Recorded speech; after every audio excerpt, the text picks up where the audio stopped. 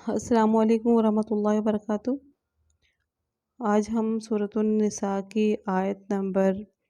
76 تا آیت نمبر 80 کا ترجمہ و تفسیر پڑھیں گے۔ پہلے ہم لفظی ترجمہ، پھر بامحاورہ ترجمہ اور پھر مختصر تفسیر پڑھتے ہیں۔ تو چلیے شروع کرتے ہیں۔ اعوذ باللہ من الشیطان الرجیم، بسم اللہ الرحمن الرحیم۔ الذین، وہ لوگ جو کہ آمنوا ایمان لائے، یقاتلون، وہ قتال کرتے ہیں، فی سبیل اللہ، اللہ تعالیٰ کے راستے میں، والذین، اور وہ لوگ جو کہ کفروا، جنہوں نے کفر کے، یقاتلون، وہ قتال کرتے ہیں یعنی لڑائی کرتے ہیں، لڑتے ہیں، فی سبیل الطاغوت، شیطان کے راستے میں، فقاتلوا، پس تم قتال کرو، اولیاء الشیطان، شیطان کے دوستوں سے، ان بے شک قید الشیطان، شیطان کا مکر، کانا ضعیفہ، وہ ہے ہی کمزور۔ بامحاورہ ترجمہ اس کا ہے، جو لوگ ایمان لائے ہوئے ہیں وہ اللہ کے راستے میں لڑتے ہیں، اور جن لوگوں نے کفر اپنا لیا ہے وہ طاغوت کے راستے میں لڑتے ہیں، لہٰذا اے مسلمانوں، تم شیطان کے دوستوں کے ساتھ لڑو کہ شیطان کی چالیں در حقیقت کمزور ہیں۔ علم ترى، کیا نہیں دیکھا تم نے، الی الذین، ان لوگوں کی طرف، قیل، کہا جاتا ہے، لہم، ان کو، کفوا ایدیکم، کہ تم روکے رکھو اپنے ہاتھوں کو، وَأَقِیمُوا الصَّلَاةَ، اور قائم کرو نماز، وَآتُوا الزَّکَاةَ، اور ادا کرو زکوٰۃ، فلما، پس جب کتبہ، فرض کر دیا گیا، علیہم، ان پر، قتال، اذا، اس وقت، فریقٌ، ایک فریق، منہم، ان میں سے، یخشون الناس، وہ ڈرتے ہیں لوگوں سے،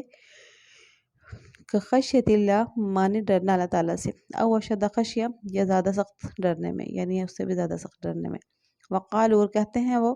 ربنا، اے رب ہمارے، لما کتبتا، کیوں تو نے فرض کر دیا، علینا، ہم پر، جنگ کو، لولا، کیوں نہیں، اخرتنا، تو نے مؤخر کر دیا، یعنی قتال کو ہم سے مؤخر کیوں نہیں کر دیا، کیوں نہیں تو نے مؤخر کر دیا، الی اجل قریب کی مدت تک۔ قل، کہہ دیجئے، متاع الدنیا، کہ دنیا کا سامان، قلیل، تھوڑا ہے، والآخرۃ، اور آخرت، خیر، بہتر ہے، لمن اتقی، اس کے لیے جو ڈر گیا، ولا تظلمون، اور نہیں تم ظلم کیے جاؤ گے، فتیلا، دھاگا برابر بھی۔ اس کا بامحاورہ ترجمہ ہے، کیا تم نے ان لوگوں کو نہیں دیکھا جن سے کہا جاتا تھا کہ اپنے ہاتھوں کو روک کے رکھو، اپنے ہاتھ روک کر رکھو، یعنی مکی زندگی میں جن کو کہا جاتا تھا کہ اپنے ہاتھوں کو روک کر رکھو اور نماز قائم کیے جاؤ اور زکوٰۃ دیتے رہو، پھر جب ان پر جنگ فرض کی گئی تو ان میں سے ایک جماعت لوگوں سے ایسے ڈرنے لگی جیسے اللہ سے ڈرا جاتا ہے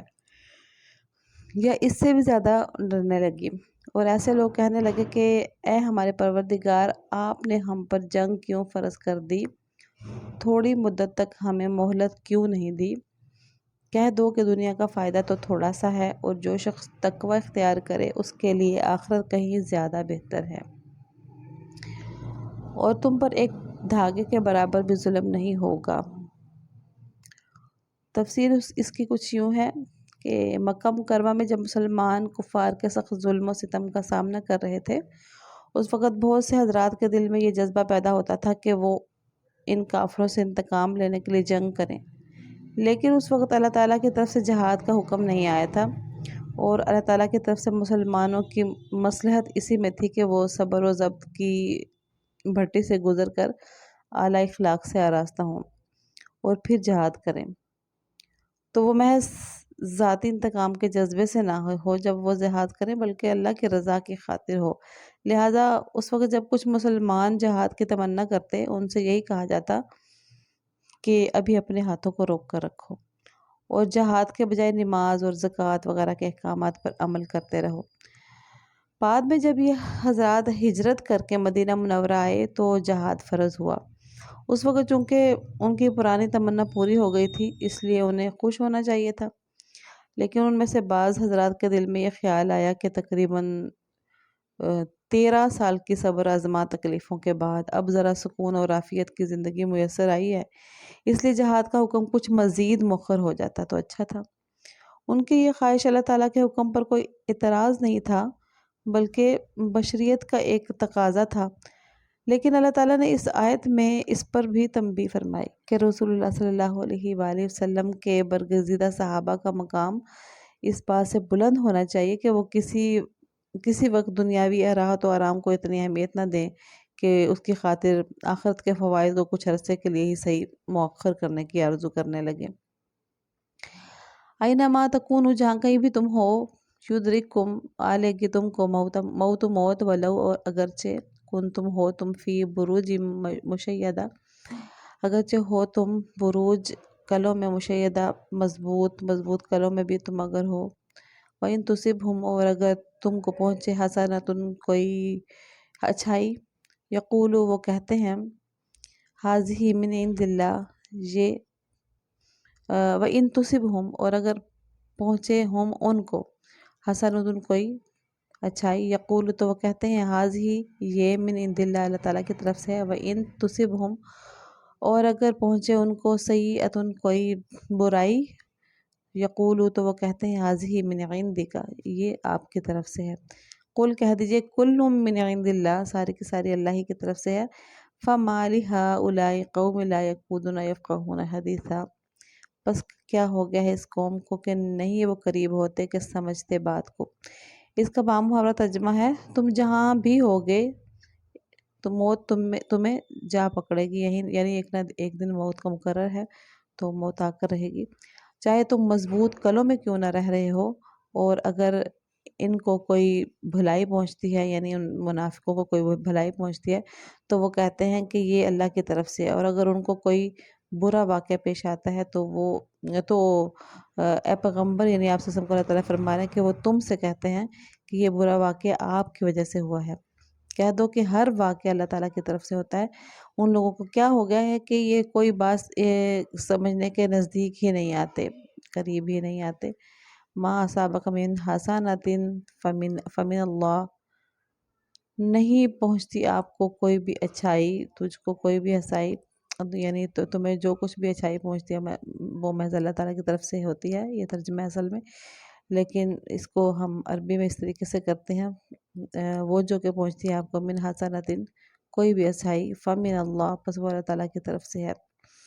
وما اصابک، اور جو کچھ بھی اصابک پہنچتی ہے آپ کو من سیئۃ،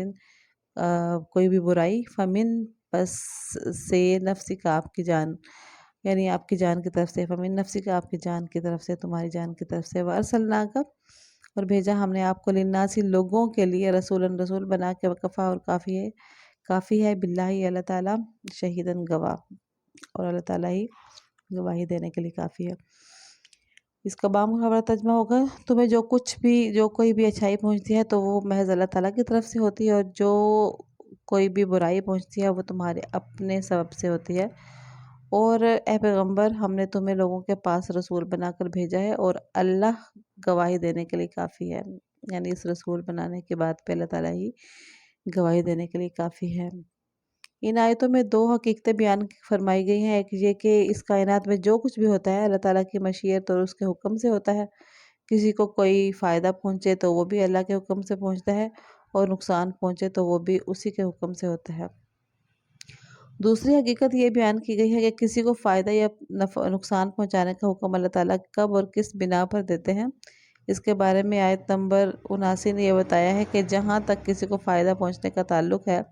اس کا حقیقی سبب صرف اللہ تعالیٰ کا فضل ہوتا ہے، کیونکہ کسی بھی مخلوق کا اللہ تعالیٰ پر کوئی اجارہ نہیں آتا کہ وہ اسے ضرور فائدہ پہنچائے، اور اگر اس فائدہ کا کوئی ظاہری سبب اس شخص کا کوئی عمل نظر آتا بھی ہو تو اس عمل کی توفیق اللہ تعالیٰ ہی کی طرف سے ہوتی ہے، اس لیے وہ اللہ تعالیٰ کا فضل ہی فضل ہے، اور اس شخص کا کوئی ذاتی حق نہیں ہے۔ دوسری طرف اگر انسان کو کوئی نقصان پہنچے تو اگرچہ وہ بھی اللہ تعالیٰ کے حکم ہی سے ہوتا ہے،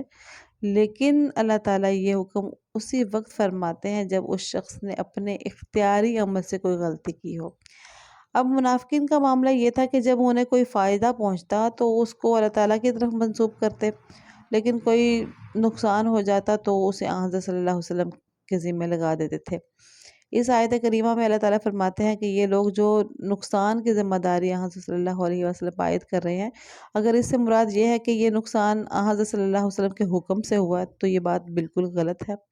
کیونکہ اس کائنات میں تمام کام اللہ ہی کے حکم سے ہوتے ہیں، کسی اور کے حکم سے نہیں ہوتے۔ اور اگر ان کا مطلب یہ ہے کہ معاذ اللہ حضرت صلی اللہ علیہ وآلہ وسلم کی کوئی غلطی اس کا سبب بنی ہے تو یہ بات بھی غلط ہے۔ ہر انسان کو خود اس کے اپنے کسی عمل کی وجہ سے نقصان پہنچتا ہے۔ حضرت صلی اللہ علیہ وسلم کو تو رسول بنا کر بھیجا گیا ہے، لہٰذا نہ تو اس کائنات میں واقع ہونے والے کسی واقعے کی ذمہ داری آپ پر عائد ہوتی ہے، اور نہ آپ فرائض رسالت میں کسی قسم کی کوتاہی کے مرتکب ہو سکتے ہیں کہ جس کا خمیازہ آپ کی امت کو بھگتنا پڑے۔ من یطیع الرسول فقد اطاع اللہ، من جو کوئی بھی یطیع اطاعت کرے گا رسول کی، فقد بس تحقیق اطاع اللہ، اللہ تعالیٰ کی اطاعت ہی کرے گا، ومن اور جو تولا پھر جاتا ہے، یعنی اللہ کی اطاعت اور رسول کی اطاعت سے وہ جو منہ موڑ لیتا ہے، منہ پھیر لیتا ہے، فما پس نہیں ارسلنا کا ہم نے بھیجا آپ کو علیہم اوپر اس کے حفیظہ نگران، یعنی آپ کو ذمہ دار نہیں بنایا اس کا۔ اس کا بامحاورہ ترجمہ ہے جو رسول اللہ صلی اللہ علیہ وسلم کی اطاعت کرے اس نے اللہ کی اطاعت کی، اور جو منہ پھیر لے تو ہم نے تمہیں ان کا نگران بنا کر نہیں بھیجا، یعنی فما ارسلنا کا بھی نہیں بنا کے پس نہیں ارسلنا ہم نے بھیجا کا آپ کو، یعنی آپ صلی اللہ علیہ وسلم کو اللہ تعالیٰ نے فرمایا کہ اے پیغمبر ہم نے آپ کو ان کا نگران بنا کر نہیں بھیجا، یعنی کہ تمہیں ان کے عمل کا ذمہ دار ٹھہرایا جائے، ایسا نہیں ہے، بلکہ اپنے عمل کے وہ خود ہی ذمہ دار ہوں گے۔ صرف ان کو اللہ تعالیٰ کی اور اللہ تعالیٰ کے رسول کی فرما برداری کرنی چاہیے، اور آپ زبردستی سے ان کو مسلمان نہیں بنا سکتے، اور نہ ہی یہ کہ اگر مسلمان نہیں ہوں گے یا فرما بردار نہیں ہوں گے تو آپ پہ کوئی ذمہ داری عائد ہوتی ہے۔ وآخر دعوانا الحمد للہ رب العالمین۔